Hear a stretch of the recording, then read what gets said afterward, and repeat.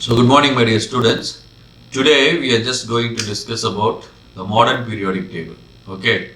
So modern periodic table is entirely different from Mendeleev periodic table because the principle of Mendeleev periodic table is the elements are arranged in the increasing order of atomic mass. But in modern periodic table that principle was ruled out because of the demerits the Mendeleev periodic table had. Okay. So in this modern periodic table, we follow a new principle like elements are arranged in the increasing order of atomic numbers. Okay. So what is the difference between atomic mass and the atomic numbers? So when you say atomic mass, it is the mass of the atom. Okay. But when I say atomic numbers, it is the number of protons or the number of electrons present in an atom. And therefore, there is a vast difference between it. Okay. இப்போ Mendeleev periodic table பார்த்தோம்னா Mendeleev வந்து he made elements to react with the halides and oxides of elements. அதுதான் ஒரு பேசிக் ப்ராப்பர்ட்டியா அவர் use பண்ணியிருக்கிறார். அதுல வந்து elements started reacting with the same methods. For example, in the previous video you would have seen, okay, RH, R2H இது மாதிரிலாம் explain பண்ணியிருந்தாங்க இல்லையா. இது என்ன அப்படின்னு சொன்னோம்னா formation of halides and formation of oxides இதை பேஸ் பண்ணி அவர் சிமிலாரிட்டி இன் ப்ராப்பர்ட்டிஸ் அப்படின்னு கண்டுபிடிச்சிருக்கிறார் இல்லைங்களா. But whereas here when you talk about atomic number, understand, when you talk about atomic number, it is the number of electrons and or the number of protons அப்படின்ற போது outermost orbitல இருக்கிற valency electron தான் ஒரு எலமெண்டோட chemical ப்ராப்பர்ட்டியை determine பண்ணுது அப்படின்றதையும் நம்ம படிச்சிருக்கிறோம் இல்லையா. And therefore when there is an increase in atomic number, there is an increase in the number of electrons and naturally the chemical property of the element is going to change, the behavior is going to change, and therefore that helped him a lot, okay, in the modern periodic table. So let us watch this video, and after this let me try to explain the trends of the modern periodic table, okay, and certain terms that we have to know, okay, like electronegativity, electropositivity, ionization energy, like this we will be discussing later after the video. Hi friends, in this video we look at the last stop in our journey, the modern periodic table.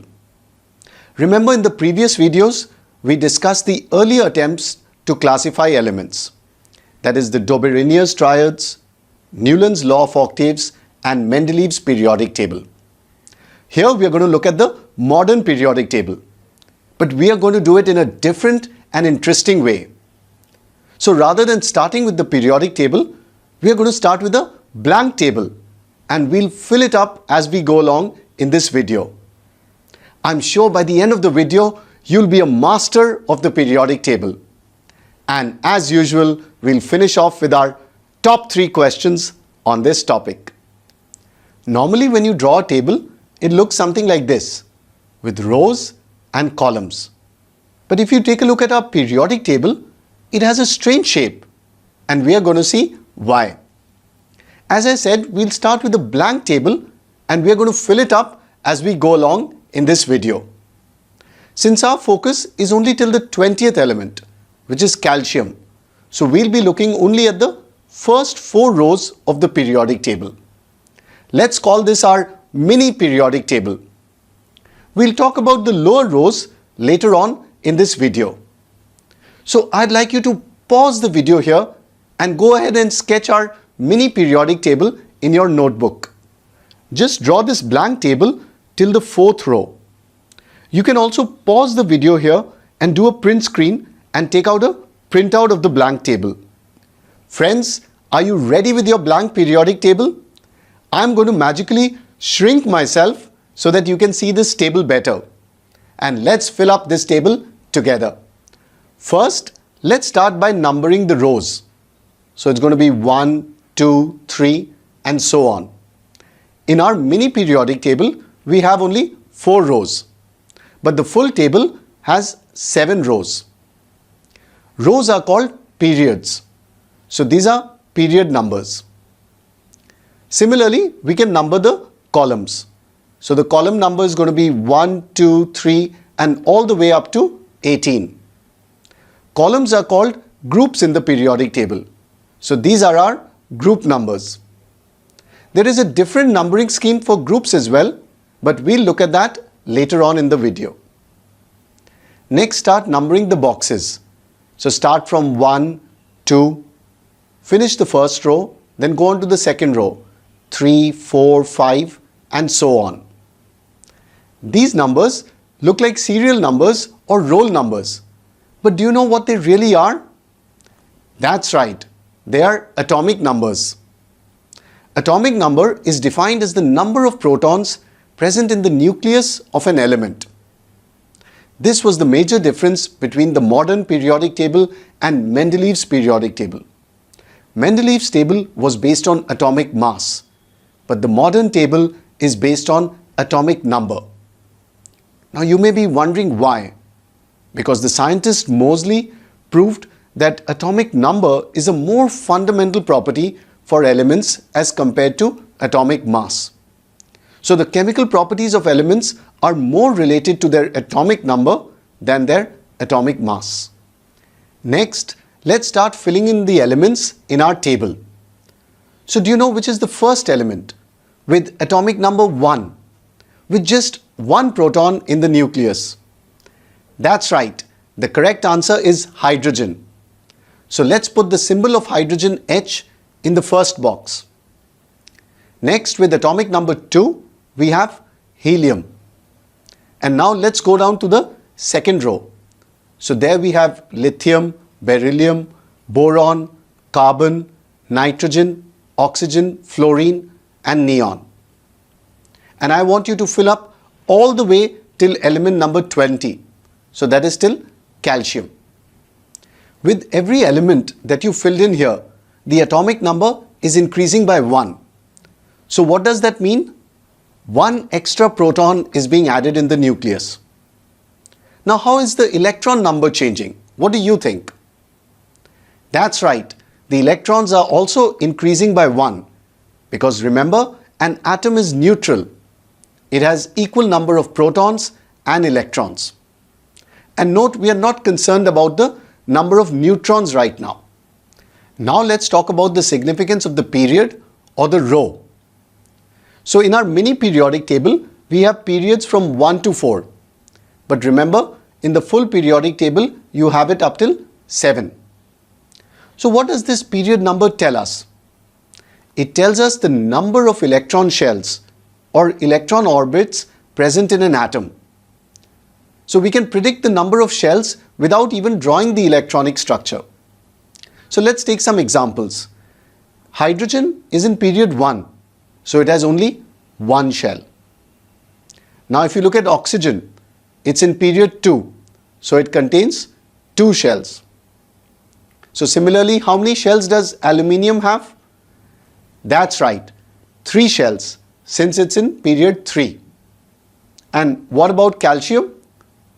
Correct, 4 shells. It's in period number 4. So with every new period, one more shell is being added. Now let's verify this by looking at the electronic configuration of a few elements. Let's draw the electron configuration of hydrogen. It has atomic number 1. So just one proton and one electron. And as you can see, it has only one shell. Next, let's look at oxygen. It has atomic number 8. So that's 8 protons and 8 electrons. So if you draw its electron configuration, the first shell will have 2 electrons since it can hold maximum of 2, and the second shell has 6 electrons. So as you can see, oxygen is in period number 2 and it has 2 shells. Next we have aluminium with atomic number 13. So the electron configuration is going to be 2, 8, 3. So aluminium in the third period has 3 shells. You can draw the full electron configuration or you can write it in this simple comma notation, 2, 8, 3. And let's also look at calcium, which is in the fourth period with atomic number 20. And as you can see, its electron configuration is 2, 8, 8, 2. So as expected, calcium in the fourth period has 4 shells. Now let's discuss the significance of the group. We always try to group similar things together so that it's easy for us. A simple everyday life example is the grocery store, where you'll find similar things grouped together. For example, you'll find all the vegetables together, salt and sugar on one side, and all the chocolates in one place. Now imagine you walk into the grocery store and everything is scattered. You'll go crazy while shopping, right? Similarly, in the periodic table, elements having similar chemical properties are grouped together. Now let's take a closer look. If you look at group 1, except for hydrogen, all the elements in group 1 are metals. They are called alkali metals and they have similar chemical properties. They have the same valency 1. Now let's look at group 2. Once again we see there are metals in this group. They are called alkaline earth metals and they also have the same valency. Now let's move ahead to group 17. If you look at this group, it contains non-metals and they have the same valency 1. Now an interesting question is, why do elements in the same group have same valency and similar chemical properties? What do you think? Well, the answer lies in how the electrons are arranged in the atom. That is the electronic configuration. So let's go ahead and analyze the electronic configuration of elements in the same group. Let's start with the group 1 elements: hydrogen, lithium, sodium and potassium. They have atomic numbers of 1, 3, 11 and 19. Now let's try to write down their electronic configuration. Hydrogen is simple. It just has one electron. Now lithium has an atomic number of 3. So it's going to be 2, 1. Sodium will be 2, 8, 1. And potassium is going to be 2, 8, 8, 1. So can you see what these elements have in common? That's right. They have just one electron in their outermost shell. So that's one valence electron. So all these elements have the valency 1. And why do they have similar chemical properties? Because chemical properties depend on the number of valence electrons, which is same for all these elements. Now let's look at group 2. Here we have beryllium, magnesium and calcium. Similarly, let's write down their electronic configurations. So beryllium with an atomic number 4 is going to be 2, 2. Magnesium, which has an atomic number of 12, the electron configuration is going to be 2, 8, 2. And calcium, which has 20 electrons, is going to be 2, 8, 8, 2. So once again you can see all these elements have the same number of valence electrons, which is 2 in this case. So they have the same valency 2 and hence they show similar chemical properties. In summary, we saw that elements belonging to the same group have the same valency and similar chemical properties because they have the same number of valence electrons. Now the group numbering that we saw from 1 to 18 is the new scheme. There is an older scheme that uses Roman numbers and alphabets A and B. Let's take a look at the old scheme as well. As we have seen, the new scheme has group numbers from 1 to 18. Now let's look at the old scheme. Group 1 has the number 1A. Note 1 is written in Roman numeral and the alphabet capital A. Group 2 is 2A. Now when we go to group 3, it's tricky. It's going to be 3B. Then you have 4B, 5B, 6B, 7B, and groups 8, 9 and 10 have the Roman number 8. Then group 11 is 1B, 12 is 2B, and then when you move on to 13, it's 3A, 4A, 5A, 6A, and group 17 is 7A. And the last group, group 18, has the number 0. The new group numbering scheme is much easier to remember than the old one. But it's important to know the old one as well because sometimes it's used. Now I can teach you an easy trick to to remember the mapping between the new and the old scheme. Basically, you have till calcium in your syllabus, element number 20. So if you take a look, you have group 1, group 2, and then group 13, 14, 15, 16, 17 and 18 in your syllabus. You don't have the groups from 3 to 12. Now if you look at the old scheme, so what you have in syllabus is 1A, 2A, and then 3A, 4A, 5A, 6A, 7A and group 0. So basically only the A groups are in your syllabus and group 0, which is the noble gases. The B groups and group 8 are not in your syllabus. So I hope that helps you remember the old scheme. We have a lot of details in our periodic table. Now let's go ahead and add some color. You might have seen these colorful pictures of the periodic table, where the colors represent the different types of elements. For example, metals, non-metals, noble gases and metalloids. So are you ready to start coloring our periodic table? First, let's color the 4 broad categories of elements: metals, non-metals, metalloids and noble gases. Now our periodic table looks more colorful, right? But you might have seen some other periodic tables which have more colors and some different colors in different groups, like this picture here. So let's go ahead and take a look at some of these groups because they have some special names. The group 1 elements are called alkali metals because these form strong alkalis with water. The group 2 elements are called alkaline earth metals because they form weaker alkalis as compared to the previous group. Now moving on to group 13. This group is called the boron family because boron is the first member in the group. Similarly, group 14 is called carbon family, and then you have group 15 as nitrogen family, and group 16 is called the oxygen family, or also known as chalcogens, which means ore forming. Now group 17 is called the halogen family, and the last group, group 18, are known as noble gases or inert gases. Till now, our focus has been from element 1 to 20, so till calcium. Now let's go ahead and take a look at the full periodic table.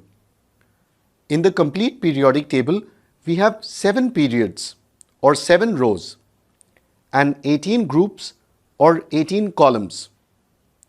Now if you look at period 6 and 7, you'll notice something interesting, that elements with atomic number 57 to 71 and 89 to 103 are put separately below the periodic table. This is done to compact the periodic table. The elements 57 to 71 are called lanthanide series because they start with the element lanthanum. These elements are rare earth elements. And elements from 89 to 103 are called actinide series because they start with the element actinium. These are radioactive elements. Now let's discuss the merits of the modern periodic table. The merits are that it corrected the anomalies in Mendeleev's periodic table. Now how did it do that? Because Mendeleev's table was based on atomic mass, but the modern table is based on atomic number. It's based on the modern periodic law, which states that the properties of elements are a periodic function of their atomic number. So let's take a look how the anomalies of Mendeleev's table were corrected. First, let's talk about isotopes. Isotopes are atoms of an element having same atomic number but different mass number. They have identical chemical properties. Now, isotopes could not fit into Mendeleev's periodic table. But in the modern periodic table, they fit in nicely because they have the same atomic number. So, isotopes of an element belong in the same position as the element. And that makes sense because they have same chemical properties. The second point is Mendeleev had to make certain exceptions for some elements, but these are fixed in the modern periodic table. For example, the position of cobalt and nickel. Cobalt should come first because it has a lower atomic number as compared to nickel, even though it has a higher atomic mass, because the modern periodic table is based on atomic number. Even though hydrogen is placed in group 1, it's given special treatment. Many times it's shown broken off from group 1. Now why is that? Because hydrogen shows properties that are similar to group 1 elements, that is alkali metals, and also group 17 elements, that is halogens. So since it shows properties of both these groups, it's given special treatment. So that was good. So you would have understood the modern periodic table better, I believe. Okay. So certain things to just revise from the video.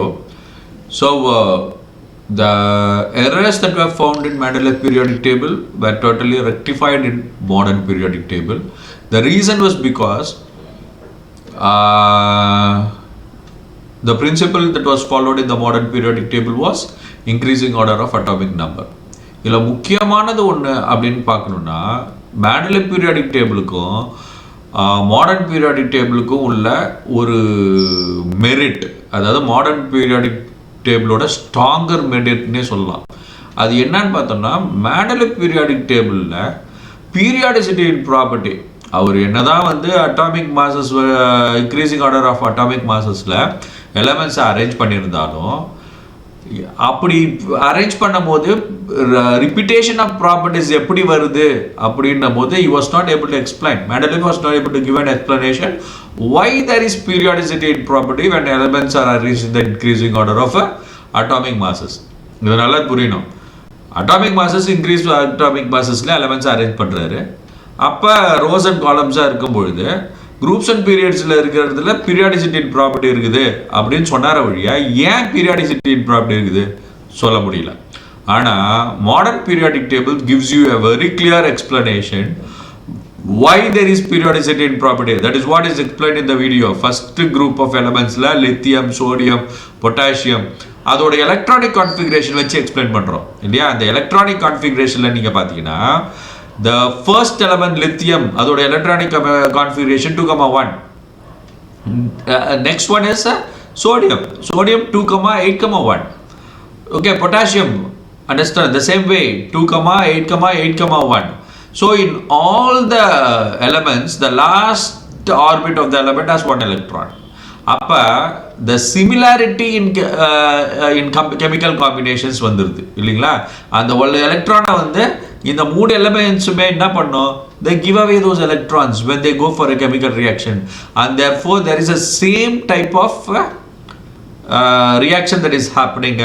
அதனால similarity in properties வருதுன்ட்டு modern periodic டேபிளில் explain பண்ணுறாங்க. ஆனால் Mendeleev அந்த எக்ஸ்பிளனேஷனை கொடுக்கல.